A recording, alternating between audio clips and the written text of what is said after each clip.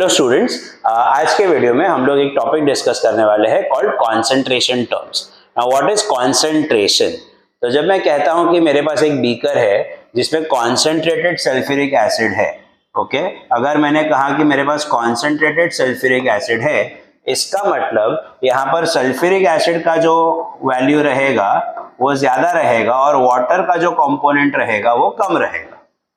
So sir, when I say concentrated, that means कि जो मेरा सल्यूट है वो ज्यादा है एंड जो सॉल्वेंट है वो कम है, that is concentrated. Similarly, dilute क्या होता है? डाइल्यूट में सॉल्वेंट ज्यादा होता है और सल्यूट कम होता है। So साधारण भाषा में कॉन्सेंट्रेशन, ये वर्ड को हम कैसे डिफाइन करेंगे? तो what is concentration? It is a relative strength of the solute in a solution. Okay, it is a relative strength of the solute in a solution, that is concentration. Okay, now concentration के जो बहुत सारे अलग अलग terms है उसमें से एक चीज जो ध्यान रखने लायक है इसकी सल्यूट और सॉल्वेंट। तो सल्यूट को हमेशा 2 या तो B से रिप्रेजेंट किया जाएगा और सॉल्वेंट को हमेशा 1 या तो A से रिप्रेजेंट किया जाएगा। तो आगे जाके हम जो भी डेरिवेशन या जो भी फॉर्मूले डिराइव करने वाले हैं या फॉर्मूले बनाने वाले हैं उस सारे फॉर्मूले में ध्यान रखना है कि सल्यूट इज ऑलवेज 2 और B and solvent is always 1 और A, ये ध्यान रखना है। ओके, नाउ कॉन्सेंट्रेशन टर्म्स बहुत सारे हैं, ये हमें 2 चैप्टर्स में आते हैं।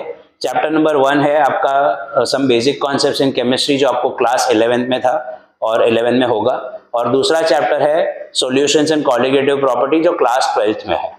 Alright, now solution colligative property में कॉन्सेंट्रेशन टर्म के बहुत सारे एप्लीकेशंस हैं क्योंकि सारे जितने भी कॉलिगेटिव प्रॉपर्टीज है वो आएगा उसमें सारे फॉर्मूले में कॉन्सेंट्रेशन टर्म्स यूज होते हैं। तो वहां पर भी कॉन्सेंट्रेशन का बहुत एप्लीकेशन है, यहाँ पर भी है। एक और चैप्टर है कॉल्ड इक्विलिब्रियम, एक और चैप्टर है कॉल्ड काइनेटिक्स। तो बहुत सारे चैप्टर्स में कॉन्सेंट्रेशन के एप्लीकेशंस हैं, तो हमें सारे टर्म्स पता होने चाहिए, उनमें से डेटा निकालने को आना चाहिए। तो आज हम लोग वो सीखेंगे। ऑलराइट, तो सबसे पहला कॉन्सेंट्रेशन टर्म जो हम डिस्कस करने वाले हैं, that concentration term is percentage weight by weight. Okay, इसको लिखा जाता है इस तरह से, percentage W by W, first concentration term. अब परसेंटेज आप कैसे निकालते हो? सर परसेंटेज हम निकालते हैं by marks upon total marks multiplied by 100, ये परसेंटेज का फॉर्मूला है। तो ठीक उसी तरह यहाँ पर भी परसेंटेज का फॉर्मूला लगाना है, सिर्फ मार्क्स के बदले वेट लेके। तो what is percentage weight by wait? It is a wait of the solute upon weight of the solution multiplied by 100. Okay, it is a wait of the solute upon weight of the solution multiplied by 100. अब मुझे बताओ salute के लिए क्या number use किया था? 2, इसलिए wait of the solute के लिए आ जाएगा W2। और वेट ऑफ द सॉल्यूशन किससे बनता है सर? सॉल्यूशन सॉल्यूट और सॉल्वेंट दोनों से बनता है, इसलिए wait of the solution will be W1 plus W2 multiplied by 100. सो ये हो गया आपका percentage weight by weight. Okay, ठीक उसी तरह उसका वेरी सिमिलर उसका भाई है, okay, called percentage volume by volume. Okay, percentage volume by volume. तो परसेंटेज वॉल्यूम बाय वॉल्यूम का क्या फॉर्मूला हो जाएगा अभी बताओ? अगर वॉल्यूम को V लिया तो what should be the formula? Very simple, I am sure आप लोगों में से काफी लोगों ने आंसर कर दिया होगा। Volume of solute upon volume of solution multiplied by 100। अब वॉल्यूम ऑफ सॉल्यूट कितना लेंगे हम लोग? V2, और वॉल्यूम ऑफ सॉल्यूशन कितना आ जाएगा? V1 plus V2 multiplied this by 100। तो ये हो गया अपना परसेंटेज वॉल्यूम बाय वॉल्यूम। 2 बहुत ही इजी वाले टर्म्स है।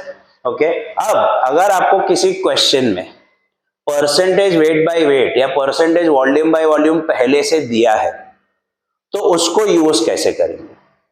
Okay, so always remember this, एक सिंपल सा क्वेश्चन है और मैं और आपने मिलकर एक सॉल्यूशन बनाया। अगर मैं 20% हूं तो आप कितना हो? Sir of course 80%। ओके, क्योंकि परसेंटेज हमेशा 100 में से होता है। ओके तो मैं अगर 20% हूं तो आप डेफिनेटली 80% हो, तो ठीक वही हिसाब लगा के यहाँ पे ध्यान देना है। अगर आपको गिवन में ऐसा दिया जाता है x% वेट बाय वेट, अगर आपको दिया जाता है x% वेट बाय वेट या फिर x% volume by volume, okay इस तरह से कभी अगर गिवन है तो उसको यूज कैसे करेंगे। तो अगर आपको x% वेट बाय वेट या x% वॉल्यूम बाय वॉल्यूम दिया है तो इससे आपका W2 will become x grams या फिर V2 will become x ml and W1 will become 100 minus x grams या फिर V1 will become 100 minus x ml। Okay मतलब सर सिंपल सी चीज है, अगर मैं और आप मिलके एक सॉल्यूशन बना रहे हैं, मैं 30% हूं तो आप 100 माइनस 30 विच इज 70% हो, तो अगर मैं x% हूं तो आप 100 माइनस x%। ओके वजन के टर्म्स में बात करेंगे तो यूनिट ग्राम दे देंगे और वॉल्यूम के टर्म्स में बात करेंगे तो ml दे देंगे। आपको कोई और यूनिट लेनी है तो आप ले सकते हो, पर यूनिट सेम रखना, किलोग्राम किलोग्राम, लीटर लीटर, कोई प्रॉब्लम नहीं है, आंसर फिर भी सेम आए।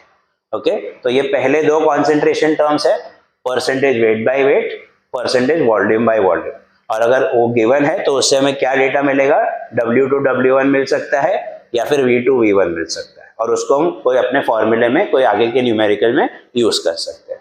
सो ये हो गए पहले दो कॉन्सेंट्रेशन टर्म्स, लिख लीजिए। Then the next concentration term that we have, is percentage volume by volume. Sorry, percentage weight by volume. My mistake. Percentage weight by volume. Okay, percentage weight by volume. अब sir percentage weight by volume as the formula goes, weight of the solute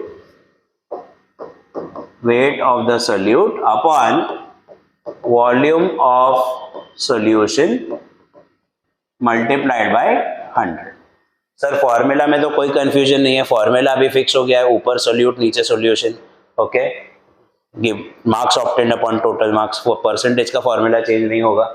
लेकिन sir एक छोटा सा problem है, अगर आप previous वाला देखते हैं तो प्रीवियस वाले में ऊपर भी वेट था नीचे भी वेट था, ऊपर भी वॉल्यूम था नीचे भी वॉल्यूम था, इसलिए हम लोगों ने कोई यूनिट्स का कोई स्पेसिफिकेशन नहीं रखा, चाहे ml लेना हो ml ले लो, लीटर लेना है लीटर ले लो, कोई प्रॉब्लम नहीं है सर, बिकॉज ऊपर और नीचे सेम क्वांटिटीज है तो कैंसिल हो जाता है।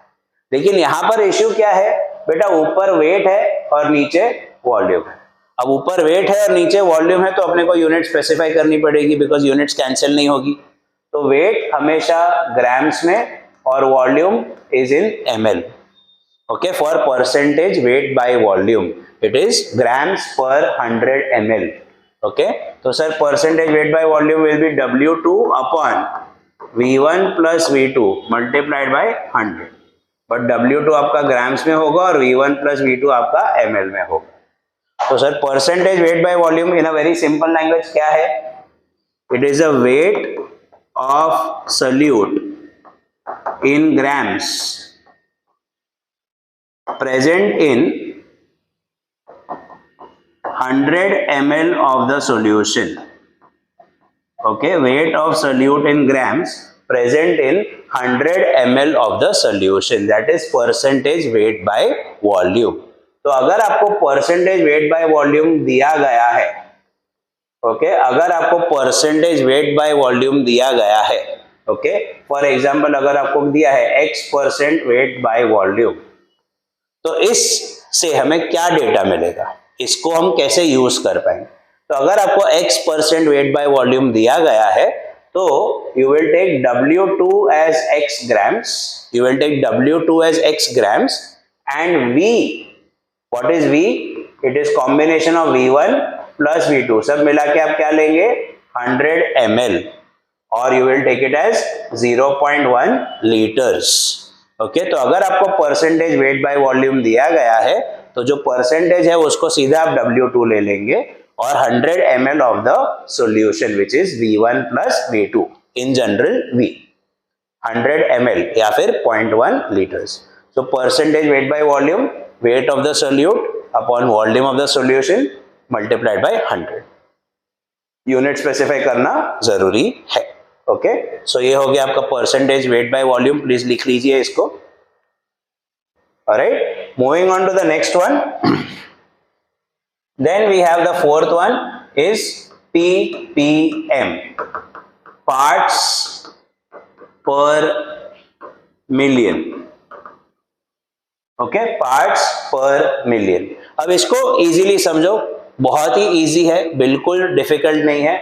यहां पर क्या वर्ड यूज किया है? पर मिलियन। नाउ हमें पता होना चाहिए मिलियन मतलब 10⁶, मतलब 10 लाख। ओके, मिलियन मतलब 10⁶ मींस 10 lakhs। ऑलराइट, सो अभी इफ यू रिमेंबर प्रीवियसली हम लोग ने जो 3 फॉर्मूले किए उसमें क्या था? पर सेंट था। सेंट मतलब सेंचुरी मतलब 100। ओके, इसलिए आपका जो भी फॉर्मूला आया आपने उसको किससे मल्टीप्लाई किया? 100 से, क्योंकि वो पर सेंट पर 100, इसलिए आपने वो फॉर्मूला को 100 से मल्टीप्लाई किया। लेकिन यहां पर क्या है? पर मिलियन, तो सेम फॉर्मूला रहेगा, सिर्फ 100 के बदले मिलियन से मल्टीप्लाई होगा। That's all. Okay, exactly the same, per cent और per million, the concept is the same, सिर्फ multiplication factor is going to change. Okay, पहले वाले में पर सेंट सेंचुरी इसलिए 100 से मल्टीप्लाई हुआ, ये पर मिलियन है इसलिए 10⁶ से मल्टीप्लाई होगा। सो व्हाट इज पार्ट्स पर million? ppm is number of parts of the solute upon total parts of the solution multiplied by 10⁶. Number of parts of the solute upon total parts of the solution multiplied by 10⁶ instead of 100. That's all. Okay, now sir ये parts क्या होते हैं? नहीं sir, parts मतलब क्या? So parts can be anything, it can be number of moles, it can be weight, it can be volume. तो ये sir volume upon volume का भी फॉर्मूला हो सकता है इंटू 10⁶, ये मोल्स अपॉन मोल्स का फॉर्मूला हो सकता है, ये वेट अपॉन वेट का फॉर्मूला भी हो सकता है। तो हमें कैसे पता चलेगा कि हमें कौन सा फॉर्मूला यूज करना है? So it's a very simple thing. Okay, ऐसा लिखा रहेगा ppm बाय मास। तो अगर लिखा है ppm बाय मास, इसका मतलब क्लियर है वेट वाला फॉर्मूला यूज करना है। तो W2 upon W1 plus W2 into 10⁶, या फिर लिखा रहेगा ppm बाय वॉल्यूम। तो ppm बाय वॉल्यूम लिखा है तो वॉल्यूम वाला फॉर्मूला यूज करेंगे, V2 upon V1 plus V2 into 10⁶, या फिर लिखा रहेगा ppm by moles. Okay, ppm by moles, तो मोल्स के लिए हम लोग का सिंबल है N, तो सर सेम फॉर्मूला हो जाएगा N2 upon N1 plus N2 into 10⁶। Okay, so this is how you will get your ppm, parts पर मिलियन। उसके पहले क्या किया हम लोग ने? पर सेंट, पर सेंट था इसलिए 100 हुआ, यहां पर मिलियन है इसलिए 10⁶ होगा, ये हमें ध्यान रखना है। ओके, तो this is your concentration term number 4। Now we move on to the next concentration term, mole fraction. Now mole fraction के लिए नॉर्मली सिंबल इज x और अ कैपिटल X। ओके, अब उसको अलग अलग टर्म्स में कुछ अलग अलग बोला जाता है, अपन x बोलेंगे, सिंपल रखेंगे, ज्यादा कॉम्प्लिकेट नहीं करना है। मोल फ्रैक्शन। नाउ सर वापस से, इसके पहले अपन ने क्या पढ़ा? पर मिलियन। अब मिलियन के लिए किससे मल्टीप्लाई किया? 10⁶ से। परसेंटेज के लिए किससे मल्टीप्लाई किया? 100 से। फ्रैक्शन के लिए पता है क्या करना है? सेम फॉर्मूला लगाना है, सिर्फ मल्टीप्लाई इट बाय 1। परसेंटेज के फॉर्मूला में से अगर आप 100 हटा दोगे तो फ्रैक्शन बन जाएगा। ओके, ppm के फॉर्मूला में से 10⁶ हटा दोगे तो फ्रैक्शन बन जाएगा। ओके, सो बहुत ही सिंपल सा कॉन्सेप्ट है, कोई मगजमारी नहीं है, बहुत ही सिंपल है, मोल फ्रैक्शन। अभी चलो मोल फ्रैक्शन गया तेल लेने, पहले मोल परसेंट निकाल। तो मोल परसेंट क्या होता? Moles upon total number of moles multiplied by 100, ऐसा होता। अब परसेंटेज के फॉर्मूला में से 100 हटा दो, अब ये जो बचा ये हो गया mole fraction. Okay, so this is x2। Similarly हम चाहे तो x1 भी निकाल सकते हैं, सॉल्वेंट का भी फ्रैक्शन निकाल सकते हैं, and that will be n1 upon n1 plus n2। Okay, अब वापस से याद करो, मैं और आप मिलके एक सॉल्यूशन बना रहे हैं। परसेंटेज के टर्म्स में अगर मैं 40% हूं तो आप कितना हो? 60%, बिकॉज सर परसेंटेज हमेशा 100 होता है क्योंकि अपन ने 100 से मल्टीप्लाई किया था। अब उसी के बदले अगर मैं और आप मिलके एक सॉल्यूशन बना रहे हैं इन टर्म्स ऑफ पीपीएम, अब पीपीएम 10 लाख होता है, 10 लाख, 10 lakhs बराबर है 10⁶। तो अगर मैं और आप मिलके एक सॉल्यूशन बना रहे हैं और मैं 3 लाख हूं पीपीएम, तो आप हो 7 lakhs पीपीएम। ओके, क्योंकि 3 और 7 मिला के 10 होता है। तो सर ठीक उसी तरह जैसे परसेंटेजेस को ऐड करके 100 आता है, पीपीएम्स को ऐड करके 10⁶ आता है, फ्रैक्शंस को ऐड करके 1 आता है। ओके, सारे फ्रैक्शंस को ऐड कर देंगे तो 1 आएगा, x2 plus x1 is equals to 1। तो अगर मैं और आप मिलकर एक सॉल्यूशन बना रहे हैं और मेरा फ्रैक्शन 0.3 है तो आपका फ्रैक्शन 0.7 है। ओके, क्योंकि मिला के 1 होना चाहिए। ओके, अगर आपको नहीं समझाइए तो हम यहाँ पर सिंपल एडिशन करें। देखो x2 प्लस x1 ऐड कर, दोनों का डिनोमिनेटर सेम है, can you see? Yes sir, दोनों का डिनोमिनेटर सेम है। तो what is x2? n2 upon n1 plus n2, and what is x1? n1 upon n1 plus n2। Denominator same है तो ऐड हो जाएगा, तो ऊपर भी n1 प्लस n2 है, नीचे भी n1 प्लस n2 है, कैंसिल हो गया, क्या आंसर आया? 1। तो sir sum of all fractions is equal to 1, sum of all percentages is equal to 100, and sum of all ppms is always equal to 10⁶. Okay, for a given solution,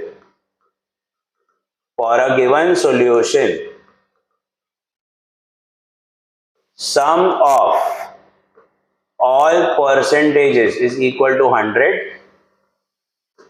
sum of all ppms is equal to 10⁶, and sum of all fractions is equal to 1।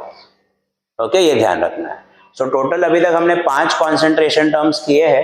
बोलने के लिए वो अलग अलग है, but देखने के लिए सारे सेम थे, बिकॉज सर परसेंटेज 100 से मल्टीप्लाई किया, फिर सेम फॉर्मूला को 10⁶ से मल्टीप्लाई किया तो परसेंटेज के बदले पर मिलियन हो गया, और वही सेम फॉर्मूला को 1 से मल्टीप्लाई किया तो पर मिलियन के बदले फ्रैक्शन हो गया।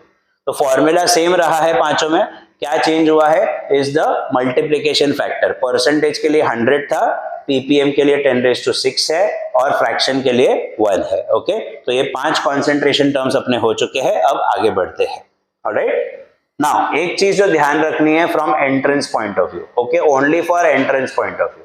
अगर ऐसा कोई क्वेश्चन आता है जहां पर आपको गिवन है मोल फ्रैक्शन, ओके, गिवन में आपको x2 का वैल्यू दिया हुआ है और ऑफ कोर्स x1 का भी वैल्यू दिया हुआ है, ओके, तो हम इसको डायरेक्टली n2 और n1 लेके आगे बढ़ सकते हैं और सम शुरू कर सकते हैं। मतलब कोई न्यूमेरिकल है जहां पे n1 और n2 की जरूरत है, लेकिन सर फॉर्मूला में n1 n2 नहीं दिया, वो लोग ने x1 और x2 दिया है, तो उसी को n1 और n2 लेके सॉल्व करना शुरू कर दो, but only for entrance. Okay, only for entrance. ऐसा जब क्वेश्चन आएगा तो मैं आपको बताऊंगा और वापस से याद भी दिलाऊंगा कि देखो ये हम लोग ने ऐसा डिस्कस किया था। ओके, ओनली फॉर एंट्रेंस आप मोल फ्रैक्शन को ही मोल लेके आगे सम सॉल्व करना शुरू कर सकते हो, थियरी पेपर्स के लिए ये नहीं चलेगा। ओके, चलो आगे बढ़ते हैं। The 6th concentration term, molality. Okay, molality is small m, molality.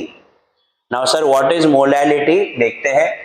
तो small m, molality is number of moles of solute upon weight of the solvent in kg। Now sir ध्यान रखना, ये एक लौता ऐसा कॉन्सेंट्रेशन टर्म है जो 8 हम पढ़ने वाले हैं, उसमें से एक लौता ऐसा कॉन्सेंट्रेशन टर्म है जिसके डिनोमिनेटर में सॉल्वेंट आता है। जिसके डिनोमिनेटर में सॉल्वेंट आता है, वरना हर एक कॉन्सेंट्रेशन टर्म के डिनोमिनेटर में सॉल्यूशन रहेगा। ये अकेला है जिसके डिनोमिनेटर में सॉल्वेंट आता है, ये ध्यान रखना है। ओके, नाउ सर ऊपर क्या यूनिट्स है, मोल्स, और नीचे क्या यूनिट है, केजी। तो मोलालिटी की यूनिट क्या हो जाएगी, moles per KG. Okay, so in a very simple language, it is number of moles of the solute in 1 kg solvent। 1 litre पानी या 1 किलो पानी, 1 किलो पानी में कितना मोल्स अपन ने डाला, तो कितना, वो एक नंबर आएगा, that number is called molality. Okay, number of moles of the solute, number of moles of solute in 1 kg solvent, okay, is called molality। तो सर मोलालिटी का फॉर्मूला कैसे बैठाएंगे, नंबर ऑफ मोल्स किसका, solute का, तो solute is N2, weight of the solvent, solvent मतलब W1, और W1 किस में होना चाहिए, kg में। नाउ सर हमें मालूम है number of moles N2, number of moles is given mass upon molar mass, तो sir N2 can be written as weight of the solute upon molecular weight of the solute. ये हो गया आपका N2, weight upon molecular wait, और बाजू में W1 बैठा है, तो W1 is in going to be in kgs. Okay, so W2 upon M2 W1, ये भी हो गया मोलैलिटी का फॉर्मूला। ओके, नाउ अगर आपको मोलैलिटी गिवन है, ओके, अगर आपको ऐसा दिया given, if you have a X molal solution, अगर आपको X मोलाल solution दिया है, X could be any number, okay, X molal solution दिया है, तो by default N2 की वैल्यू X आ जाएगी, N2 की वैल्यू X आ जाएगी, और W1 की वैल्यू 1 kg या फिर 1000 ग्राम्स आ जाएगी। ओके सर, क्यों, क्योंकि मोलालिटी क्या था, मोल्स पर केजी, तो x moles in 1 kg of the solvent.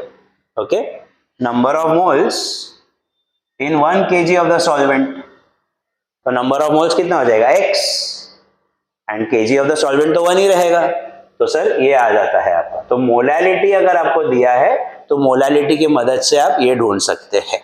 ना एक और चीज जो ध्यान रखनी है मोलालिटी के बारे में, वो खास बात है कि मोलालिटी के फॉर्मूला में सारे वजन वाले टर्म्स है, ऊपर भी वजन है, नीचे भी दोनों वजन वाले टर्म्स है।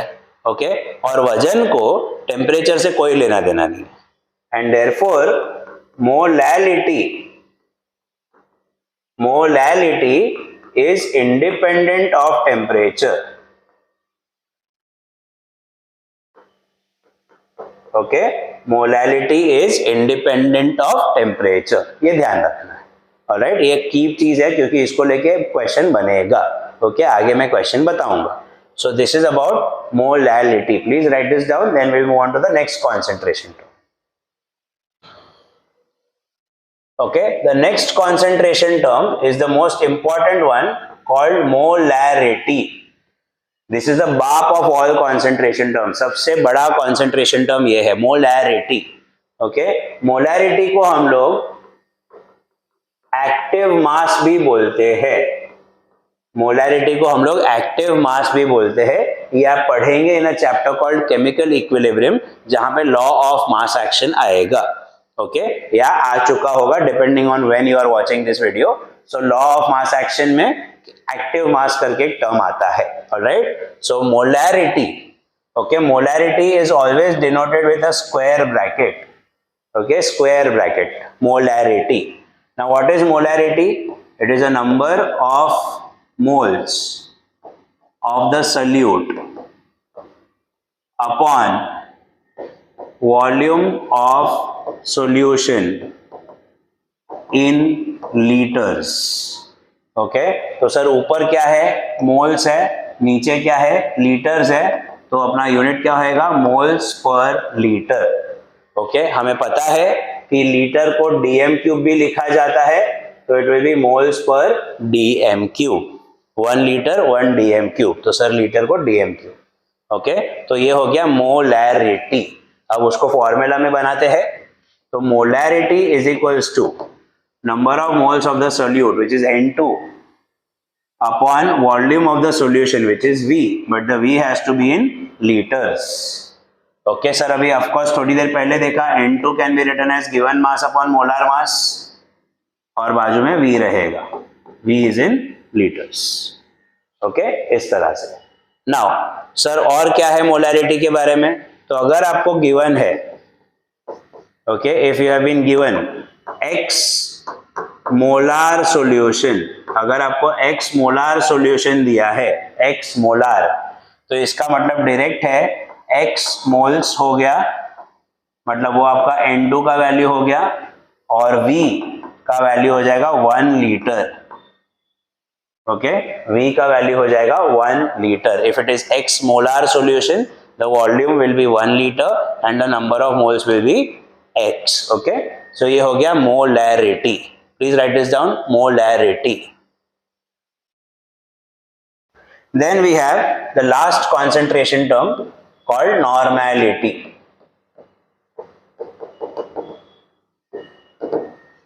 अब नॉर्मेलिटी में क्या है सर, नॉर्मेलिटी का बहुत बड़ा सा डेरिवेशन है, अपने को डेरिवेशन से कोई लेना देना नहीं है, हम सीधा कॉन्सेप्ट पे आते हैं। नॉर्मेलिटी का डायरेक्ट रिलेशनशिप है मोलैरिटी के साथ, तो normality is equals to molarity multiplied by something called as the nth factor. Okay, normality is molarity multiplied by nth factor. Sir how do you calculate nth, what is nth factor and how do you calculate nth factor, तो जरा देखते हैं। Now nth factor depend करता है कि आप acid है, आप बेस है, आप एक आयन है, या आप एक एलिमेंट है। ओके, अगर अपने पास एसिड है तो sir nth factor is nothing but number of H plus ions given by the acid. साधारण भाषा में, if you guys already know that number of H plus ions given by N acid is nothing but basicity. Okay, so basicity, so for example अगर हम लोग H2SO4 की बात करते हैं, तो H2SO4 आपको 2H प्लस देगा, 2H प्लस देगा, and therefore the nth factor of H2SO4 is 2। Okay, 2। Now what about base, तो simple same concept, it is a number of OH minus ions given by the base. So number of OH minus ions given by the base is called acidity. तो for example अगर मेरे पास aluminium hydroxide है AlOH thrice, तो वो 3 OH देने वाला है, and therefore aluminium hydroxide की बेसिसिटी हो जाएगी 3, एसिडिटी हो जाएगी 3, और उसका nth फैक्टर भी हो जाएगा 3।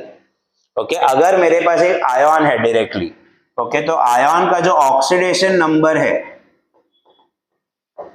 वही उसका nth फैक्टर है। ओके, फॉर एग्जाम्पल अगर मेरे पास कैल्शियम है, कैल्शियम 2+, तो जो उसका ऑक्सीडेशन नंबर है 2, वही उसका nth फैक्टर है 2। Okay, for an ion. और अगर मेरे पास एक एलिमेंट है, तो उसकी जो वैलेंसी है, वैलेंसी ही मेरा nth फैक्टर है। तो अगर मेरे पास एक एलिमेंट है, से ऑक्सीजन, हमें मालूम है ऑक्सीजन का इलेक्ट्रॉनिक कॉन्फ़िगरेशन होता है 2,6, तो what is the valency of oxygen, मतलब उसको कितने इलेक्ट्रॉन्स चाहिए to complete the octet. 2 electrons की जरूरत है, तो वो 2 इलेक्ट्रॉन्स के साथ बॉन्ड बनाएगा, 2 बॉन्ड्स बनाएगा, and therefore the valency for oxygen is 2 and nth factor is also 2। Okay, so this is how you will be calculating your nth factor. Okay, so formula बहुत सिंपल है, normality is equals to molarity multiplied by nth factor. Okay, ये ध्यान रखना है, derivation का अपने को जरूरत नहीं है, डायरेक्टली एप्लीकेशन है। Normality is equals to molarity multiplied by nth factor, और nth फैक्टर इस तरह से निकाला जाता है। Okay, so please write this down. This brings us to the end of the 8 concentration terms. अब हम लोग इसके थोड़े एप्लीकेशंस देखते हैं, कुछ स्पेशल केसेस देखते हैं। ओके, तो स्पेशल केस में है अपने पास डाइल्यूशन। ओके, डाइल्यूशन, और दूसरा है mixtures. Sir what is dilution? अभी अगर मैं कहूँ कि बेटा ये ले सल्फ्यूरिक एसिड, इसको जाके डाइल्यूट कर, तो तुम क्या करोगे? सर डाइल्यूट करने में अपन पानी ऐड करेंगे, मतलब सॉल्वेंट ऐड करेंगे। जब मैं कहता हूँ डाइल्यूट कर, मतलब ऑल सल्फ्यूरिक एसिड नहीं डाला जाएगा, बराबर है। तो सर जब मैं कहता हूँ कि डाइल्यूट करो मतलब अपन ने सॉल्वेंट ऐड किया, तो डाइल्यूशन में क्या होगा, only solvent is added, only solvent is added. तो जब सॉल्वेंट ऐड करते हैं तो यहां का फॉर्मूला है C1V1 is equals to C2V2। Sir what is all this? तो C1 is initial concentration, V1 is the initial volume, C2 is the final concentration, and V2 is the final volume. And V2 minus V1, which is delta V, is the volume of solvent added. तो sir आपको question read करते समय ध्यान रखना पड़ेगा कि हमें exactly ढूंढना क्या है। तो चलो इसको लेके एक क्वेश्चन ट्राई करते हैं सॉल्व करने का। बहुत सिंपल क्वेश्चन रखेंगे। Okay, how much water must be added to 300 ml of a 2 molar of a 2 molar NaOH solution to make final concentration 0.5 molar. Okay, मतलब साधारण सा क्वेश्चन है सर, अगर मेरे पास 300 ml 2 मोलर NaOH है तो कितना पानी डालूंगा so that the final concentration becomes 0.5 molar. तो मेरा ये फाइनल कॉन्सेंट्रेशन है which is C2, 2 molar which is initial concentration C1, 300 ml is the initial volume V1, बराबर है। इसमें क्वेश्चन पूछा है how much water will be added. तो सबसे पहले हम लोग फॉर्मूला लगाएंगे C1V1 is equals to C2V2। C1 ले लेंगे 2, V1 ले लेंगे 300, C2 क्या लिया जाएगा 0.5 और V2 मालूम नहीं, तो V2 is equals to 600 upon 0.5। इसको सॉल्व करेंगे तो अपना आंसर आएगा 1200 ml। तो क्या ये अपना फाइनल आंसर है? नहीं सर, ये फाइनल आंसर नहीं है, ये है फाइनल वॉल्यूम। अपने को क्वेश्चन में पूछा है how much water will be added, मतलब अमाउंट ऑफ सॉल्वेंट एडेड पूछा है। तो solvent added is V2 minus V1। ये क्या आया 1200। पानी डालने के बाद टोटल वॉल्यूम कितना हुआ सर? पर उसमें 300 तो पहले से था ना, तो 1200 में से 300 जो पहले से था वो हटा दिया तो 900 ml पानी डाला है अपन ने, बराबर है। So delta V is going to be V2 minus V1 which is 1200 minus 300, the answer is 900 ml. Okay, this is the amount of water that we have added, not 1200। अगर पूछा रहता what will be the final volume of the solution तो answer 1200 आएगा। Okay, but पूछा है what is the amount of water added तो answer is 900 ml। तो ये डाइल्यूशन वाला क्वेश्चन है। डाइल्यूशन में C1V1 is equals to C2V2। C is concentration, वो कुछ भी हो सकता है। It can B molarity, it can B normality, it can be percentage weight by wait, कुछ भी हो सकता है। ओके, उसमें आपको टेंशन नहीं लेने का। C1V1 C2V2 डाइल्यूट वाले में ये चल जाए। ओके, नाउ बात करते हैं नेक्स्ट कॉन्सेंट्रेशन टर्म की या नेक्स्ट केस की, मिक्सचर्स। ओके, डाइल्यूशंस था और मिक्सचर्स, ये दो इंपॉर्टेंट चीजें हैं जो कॉन्सेंट्रेशन के टर्म्स में आती है। मिक्सचर्स मतलब क्या? दो बीकर्स में अलग अलग सॉल्यूशन है, दोनों को मिक्स किया, नया बीकर बनाया, उसमें क्या होगा देखते हैं। Okay, so for example case 1, same solute. Okay, case 1 same solute. Now what is same solute? तो फॉर एग्जांपल अगर मेरे पास ये एक बीकर नंबर 1 है, ये बीकर नंबर 2 है, इसमें भी NaOH है और इसमें भी NaOH है, और अब मैंने दोनों को मिक्स करके डाला। ओके, तो सर सॉल्यूट तो सेम है ना, NaOH NaOH, चाहे उनका कॉन्सेंट्रेशन अलग होगा, एक 2 मोलर होगा, एक 5 मोलर होगा, एक 200 ml होगा, एक 500 ml होगा, वो भले अलग हो सकता है, बट सर है तो सेम सॉल्यूट NaOH। तो इसमें अभी जो नया कॉन्सेंट्रेशन बनेगा वो कितना बनेगा? So that is given by the formula C is equals to C1V1 plus C2V2 upon V1 plus V2. Okay, simple formula. C is equals to C1V1 plus C2V2 upon V1 plus V2. ये formula से आपका काम हो जाएगा. Okay, concentration could be anything, molarity, normality कुछ भी चलेगा, because salute same है. सर ये फॉर्मूला कहीं देखा है आप लोगों ने पहले? ओके, इफ यू रिमेंबर, ये सर फॉर्मूला देखा है, हर बच्चे ने ये फॉर्मूला देखा है, नॉट इन केमिस्ट्री बट ऐसा सिमिलर फॉर्मूला पहले भी देखा है. आपको याद दिला दूं जरा. ओके, चलो मुझे हेल्प करो, मेरा मैथ्स थोड़ा वीक है, मुझे आपकी हेल्प की जरूरत है. ओके, ये 5 नंबर्स है मेरे पास और मुझे इन 5 नंबर्स का एवरेज निकालना है. तो क्या करेंगे सर? सर एवरेज निकालने के लिए सबसे पहले आपको इन सारे नंबर्स को ऐड करना पड़ेगा और फिर आपको नंबर्स को डिवाइड बाय 5 करना पड़ेगा, क्योंकि आपके पास 5 नंबर्स है. चलो ये तो सबको आता है, स्कूल में सिखाया था. चलो बढ़िया, सब स्कूल गए थे, वेरी गुड, कॉन्ग्रेचुलेशंस. अभी 50 के 3 लोग हैं, 50 50 50. तो क्या मैं इसको ऐसे लिख सकता हूँ 50 into 3? और सर 30 के 2 लोग हैं, तो क्या मैं इसको 30 into 2 लिख सकता हूँ? एंड नीचे जो 5 है, क्या उसको हम लोग 3 + 2 लिख सकते हैं? तो हो गया देखो, N1V1 N2V2 upon V1 plus V2, या C1V1 plus C2V2 upon V1 plus V2. तो सर ये क्या है? एवरेज. और सर हमेशा ध्यान रखना, कभी भी दो चीजों को मिक्स करते हैं तो जो फाइनल आंसर आएगा वो एवरेज के टर्म्स में ही आएगा.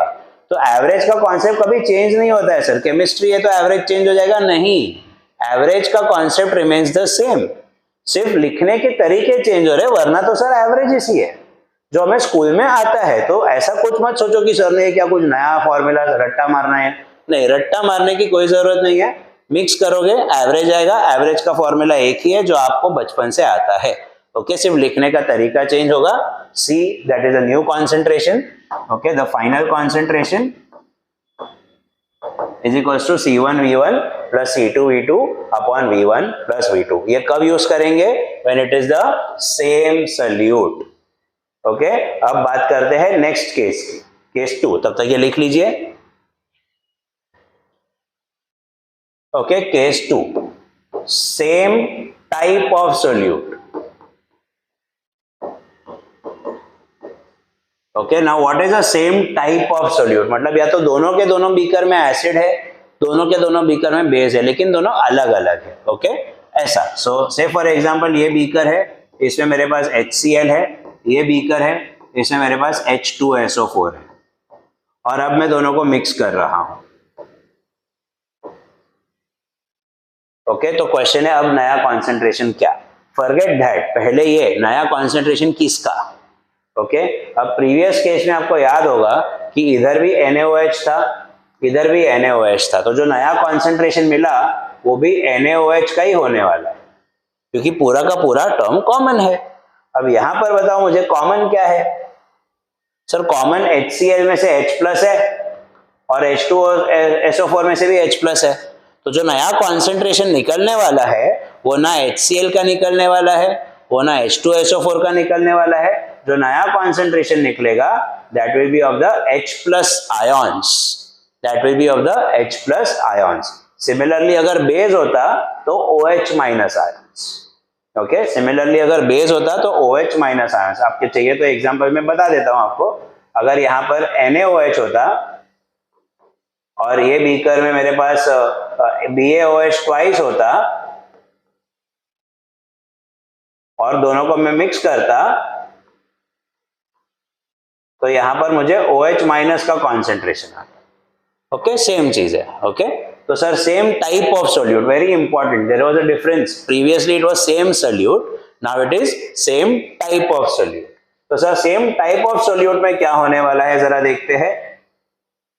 सेम टाइप ऑफ सोल्यूट, चलो come on, we are almost there, few minutes to go. Come on, okay, don't get distracted. Come on, we can do this. Alright, same type of solute में अपना formula क्या आएगा?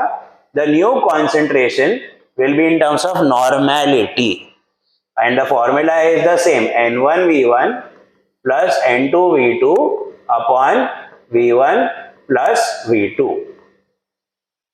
Okay, but normality के terms में, normality क्या था, molarity multiplied by nth factor. Okay, तो एक एग्जांपल बताता हूं।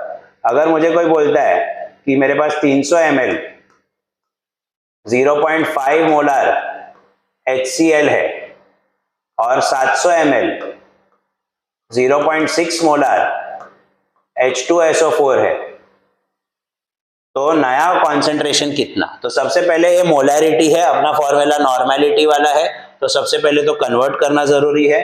तो सर HCl की नॉर्मेलिटी क्या होगी? Molarity multiplied by the nth factor. Now good news क्या है, HCl का तो H एक ही है, तो उसकी nth फैक्टर 1 हो जाएगी, तो नॉर्मेलिटी और मोलैरिटी सेम हो जाएगी, तो इसका नॉर्मेलिटी आएगा 0.5। whereas H2SO4 में 2H है, तो उसका nth फैक्टर 2 हो जाएगा, तो 2 हो जाएगा, तो उसका नॉर्मेलिटी आएगा 0.6 into 2 which is 1.2। ओके, ये H2SO4 का नॉर्मेलिटी हो गया और वो HCl का हो गया। अब ऊपर के फॉर्मूला में सब्स्टिट्यूशन करते हैं। So the new normality will be N1 0.5 और उसका वॉल्यूम कितना है 300 प्लस N2 1.2 और उसका वॉल्यूम कितना है 700 divided by V1 plus V2 300 plus 700 which is 1000। तो अभी सर 0.5 इंटू 300 कितना हो गया 150 और ये कितना हो गया 840 अपॉन 1000, तो 150 plus 840 990 upon 1000। So your answer is 0.99 molar. Okay, this will be your answer. Sorry, 0.99 normal. My mistake. 0.99 normal. ये हो गया आपका concentration of the H plus ions.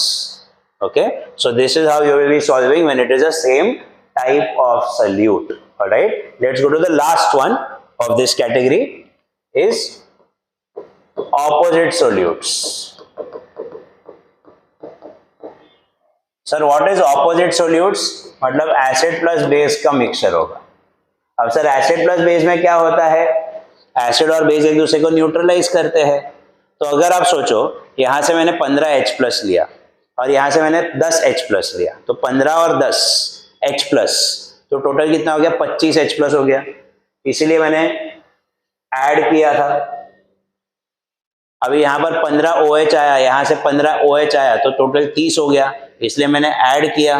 But अभी सर उल्टा है, यहाँ से 15H प्लस ले रहा हूँ और यहाँ से 10OH माइनस ले रहा हूँ, तो जो 10OH माइनस है वो 10H प्लस को न्यूट्रलाइज कर देंगे, तो 10OH माइनस और 10H प्लस कैंसिल हो गए, तो सॉल्यूशन में बचेगा क्या 5H प्लस, क्योंकि यहाँ पे 15 थे, तो 15 में से 10 कैंसिल हो गए, तो इस बार क्या किया अपन ने माइनस किया। प्रीवियस केस में क्या कर रहे थे हम लोग प्लस कर रहे थे।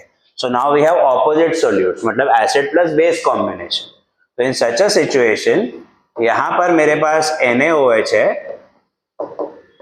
एंड लेट्स अज्यूम यहां पर मेरे पास H2SO4 है और दोनों को मिक्स किया है।